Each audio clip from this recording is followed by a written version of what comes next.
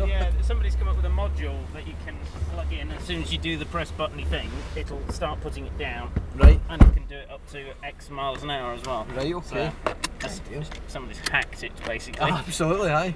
Right, mate, so I've got long legs, unfortunately, so you're right hand side there. Yeah. Okay. So, feel free, head on around whenever you're ready. You probably see a lot more similarities with this and the Mark 1 than anything else. Yeah. Just in terms of steering feel and kind of how much it fits and how. Well, it's about the same weight, isn't it? Yeah. As the Mark. 975 this is, obviously I add a wee bit more to that unfortunately, but standard spec. This is a touchscreen when you're below 5 miles an hour. You can use this as a joystick or a spin wheel as well, so you've got a kind of push button for the volume to turn it up or down. You can control that in the steering controls as well. UK cars will have cruise and the speed limiter on that side as well. Alright, so it's cruise. And I noticed there was they put some specs online the other day in terms of sort of the different sort of. There's always one, isn't there? Aye. In the prancing horse. Yeah. You know. They make a good noise going up the hill. Oh yeah. But the Mercs seem to make the best noise. The AMGs. Like thunder kind of sounding things. They're good fun. We're sitting towards the top and going, oh, the MX-5s are coming on again. I'm not going very fast, are they? It's like Sunday drive, chap. That's it. Well, I mean, these things are hot rods, the cars are going up. Wait and see this Panamera, that's over 2 tons of super saloon. And it goes like a scalded cat. The thing is, you can be as fast as you want up to 70. Yeah, we'll get the token out for there.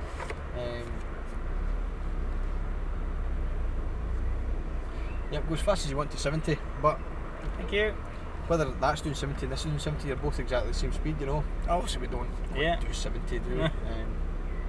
But it's got a nice feel in the cabin. Yep.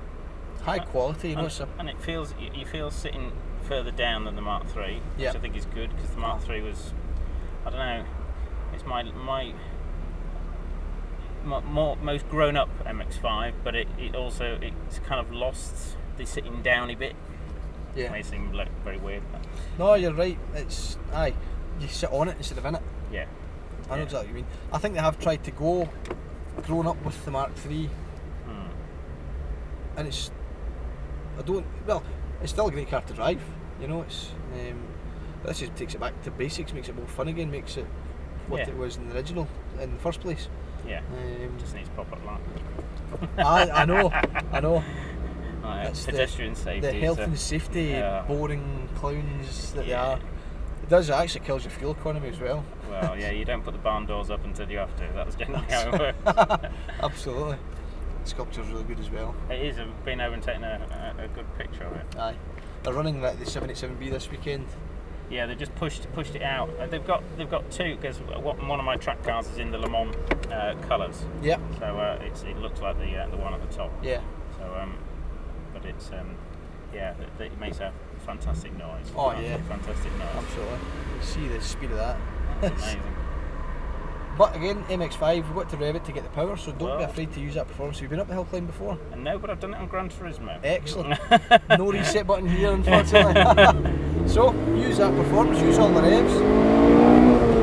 So you're keeping that going, and on the way in here, it makes a wee squeeze for me. It's a wee bit tighter than it looks. You're going to guide the car in, get it all the way over, use the width of the road out here, and then this one short shift to third, but a wee gentle brake for me, get it into the right, and then open the taps. That's you, full throttle, use the revs. Now there's a chicane around here, so as we get to the bridge we're going to start to brake. So as you get to it here, we're going to squeeze the brakes for me, just till you see what you've got, just a wee further up.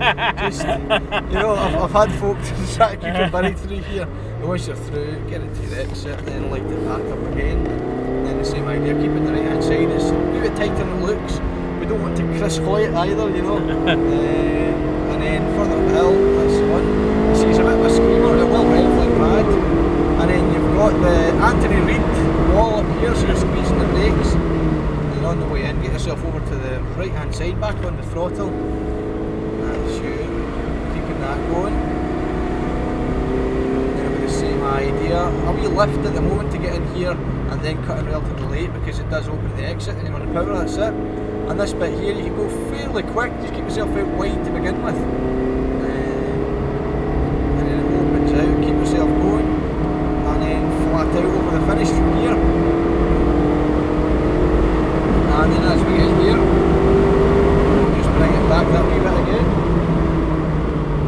So, for Very the impressive. 1.5, it's good, isn't it? It's very impressive for a 1.5, yeah.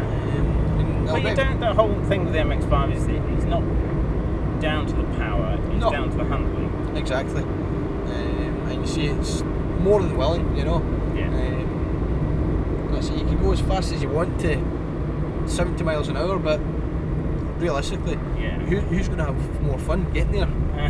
Us revving the nuts off it, or somebody there's a Ferrari California behind us. Yeah, I know. So they had to back off halfway. Absolutely. So it just shows you the difference. You know, yes, big power just means big bills ultimately. Well, yeah. One of my MX-5 base kit cars is 400 bhp per tonne because it's the 1.8 engine with a supercharger on it in something that weighs 500 kilos. Is that It's a lot of fun. I've seen do you those race as Yeah, well? they do an XZ sort of race series. Yeah. Mine's the kind of the lightweight chassis, Okay. so it's a little bit sort of. So it's like That's there you go. There's some. You stop here. That's that BJ Oh Baldwin. no, I don't make such a reckon. Can we go Keep straight going. past? Yeah, cool. Just- go straight by there just now. Just That is absolutely awesome. That thing. I think this is my first year coming here Head out this to year, the left here. and I've just been utterly and totally staggered by the sheer scale of the whole Yeah. thing. It's just, I didn't think it would be this big. Yeah. And so every turn there's some more flipping cars down here. There's more. Aye, there's something else. There's more. Aye, we're going to head down to the left, just further down here as well. Okay. So you're here all weekend? Are you on shifts or how does it Yep, work? on the track from tomorrow onwards. In these again, so just going to pop through here, and it's just a bit of a convoluted trip on the way back around to. Yeah, get and stuff it's still to the. run. At least it's got the weather though. Aye, yeah. I can't cope with it. Not kidding on. Aye, we take full advantage up the road. I'm from Glasgow, and you get what's called Tap Saff Tuesday. Where if it's any hint of sunshine and above double figures, people, you see people walking down the main streets with their tops on, just taking full advantage. It's pretty grim sometimes, obviously, but that's what happens. So you can have a wee bit down here if you want, as long as we don't go too mental. So how long are you doing trips up the hill for? Until, Just today. and what time? What is it all finished? I think soon. I think I was sort of fairly down the list. I think the last one might be about 5:30, but the way they did it with the timings, I think I get the next one off effectively, but I don't know. It's the kind of thing I don't mind. It's actually quite good fun going up the hill, so. Yeah. It's just like it is on computer Aye, game. they've got it in the hill, don't Yeah. they? They're actually Thankfully I got up it because most of the time in the computer game I crash into one way or the other.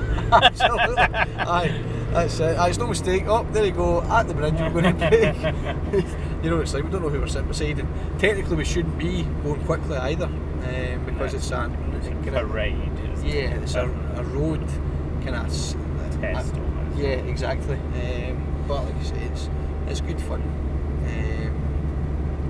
They actually unveiled the monument in Gran Turismo yesterday. There was a download. Was there? Yeah. Oh, So amazing. that's in the game now. Is it? Brilliant. Yeah. Oh, And I think brilliant. they do that. They change it year on year now. Yeah. So it's good. The simulator's the way to go for learning circuits. Obviously, they don't give you the Yeah. bumps and they don't give you the same effect, but No, but just give it the general run of it is Yeah. very, very, very if useful. you're getting a car similar to what you're going to be driving, then you get a feel for what you can and can't do, Yeah. or a feel nonsense. You get an idea of what you can and can't do. That's the one thing you'll never get the feeling in the game, unless you get one of these hydraulic rigs and all that kind of thing. Yeah, some people have built them for their home stuff. But Yeah. You've got a cattle grid still on here. There's one further up as well. So it's where you're staying. Where do you get put up here? yeah, kind of travel lodge just down the road a wee bit. It's can't remember what it's called. Dakar things. Bloody hell. Proper impressive. Like say that the BJ Baldwin and that mad Baja off-road thing that he's got. Watching him when he's full tilt in that, it's awesome. It's got like quad suspension effectively. It's like meets to a single keel underneath the front of the Jeep, and it gives it like 3 feet of travel or something like that. Allows him to go over big old nasty bumpy stuff at whatever speed he wants, pretty much. That's some amazing machinery here, though. It's just aye. absolutely phenomenal. Yeah. Do you get the opportunity to have a wander around and see stuff you're going to be? No, not yet. This is my first time I've done this event. Actually, I've done different days at the circuit, but never done the festival of speed. So we might get a chance. It'd be good if we did, but I don't want to take a breath. We're going right here. Right, okay.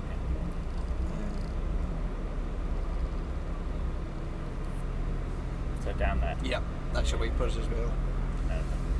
No. Because it's a Japanese car. Yeah, we'll scoot around them just now.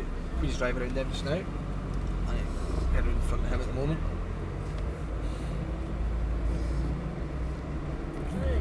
Alright, so will the UK ones be reversed? Because it took them ages to do it on the, I think it was about 2001, wasn't it, when they did the 2.5 kind of